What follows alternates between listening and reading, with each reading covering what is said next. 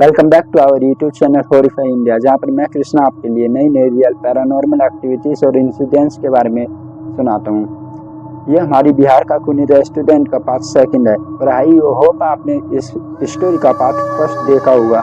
आपने नहीं देखा तो मैं आपके लिए इस स्टोरी को का फर्स्ट पार्ट डिस्क्रिप्शन में उसका लिंक डाल दूंगा, जिससे कि आप इस स्टोरी का पार्ट फर्स्ट देख पाओ, जिससे कि आप इन दोनों स्टोरी के पार्ट 1 और पार्ट 2 के बीच में कुछ कनेक्शन बिल्ड कर पाओ और आपको समझने में भी इस स्टोरी की आसानी हो। चलिए तो शुरू करते हैं बिहार का खूनी रेस्टोरेंट का पार्ट सेकंड। Let's go. तो वो कहता है, राहुल रुक भाई, मैं देख के आता हूँ आखिर ये क्या बना रहे हैं। तो वो अपनी जगह से उठता है और वहाँ पे जो पर्दा होता है उसे साइड ऐसे करके देखता है। तो वो देखता है ना इस तरीके से, वो एकदम हिल जाता है ये कि आखिर ये चल क्या रहा है। वो देखता है कि एक औरत है जिसने काले कलर का कंबल ओढ़ रखा है। उसने उसके पूरी बॉडी जली हुई है, पर उसका जो आधा फेस है ना वो नहीं जला हुआ, बाकी उसकी पूरी बॉडी जली हुई है। ये देख के वो एकदम संत हो जाता है, एकदम तबक्का रह जाता है।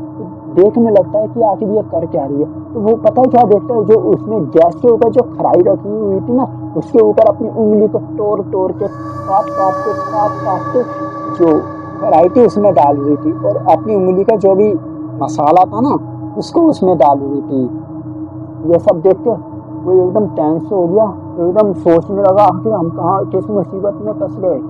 उधर से जो राहुल था ना वो कह रहा था, भाई क्या हुआ, ऐसा क्या देख रहा है वहां पे, जल्दी आ जाए।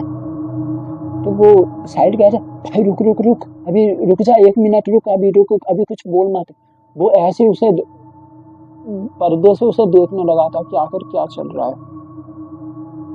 तो कुछ देर बाद वो वापस आता है साहिल के पास, साहिल राहुल के पास, और कहता है भाई यहाँ पे कुछ अजीब ही चल रहा है। कहता है अजीब क्या चल रहा है, आखिर कहना क्या चाहता है।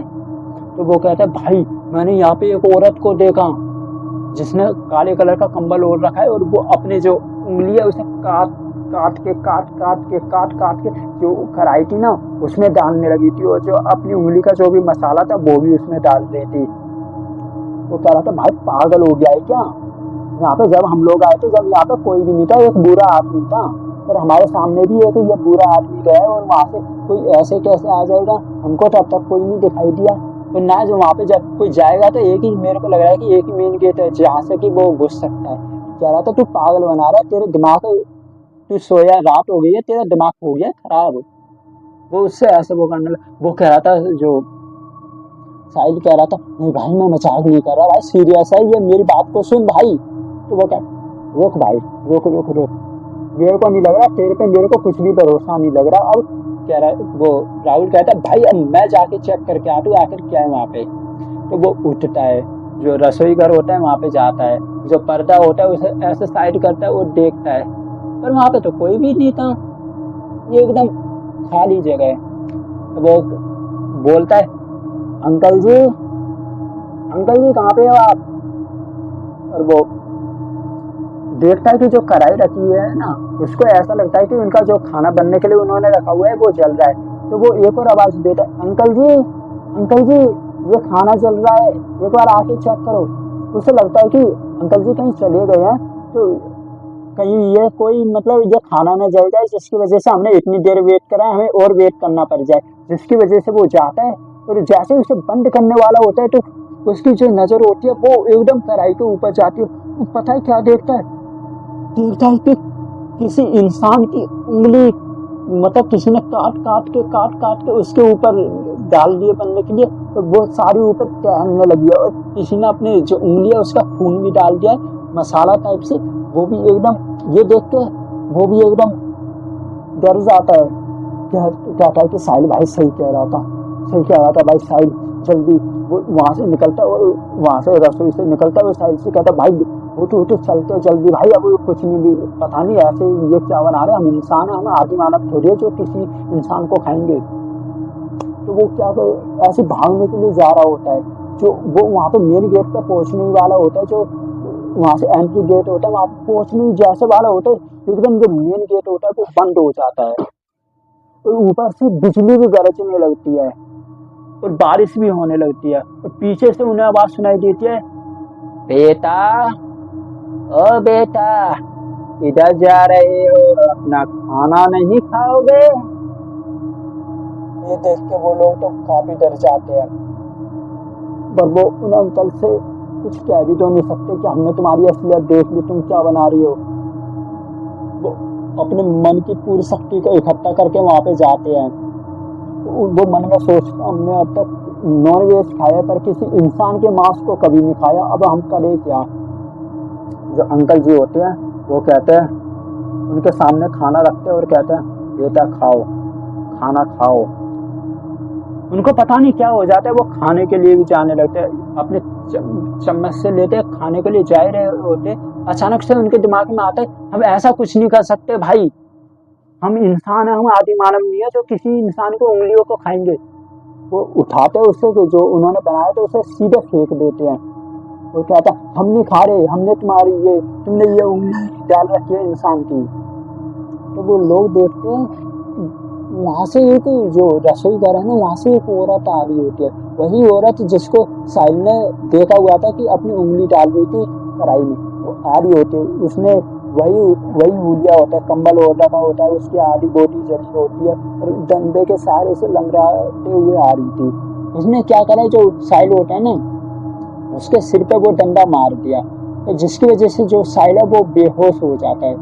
और जो बुरा आदमी होता है वो भी उसी बुढ़िया से डंडा लेता है, उसमें मारने के लिए जाता है। राहुल में जैसे मारने वाला होता है, सब कुछ ब्लैक आउट हो जाता है और राहुल भी बेहोश हो जाता है।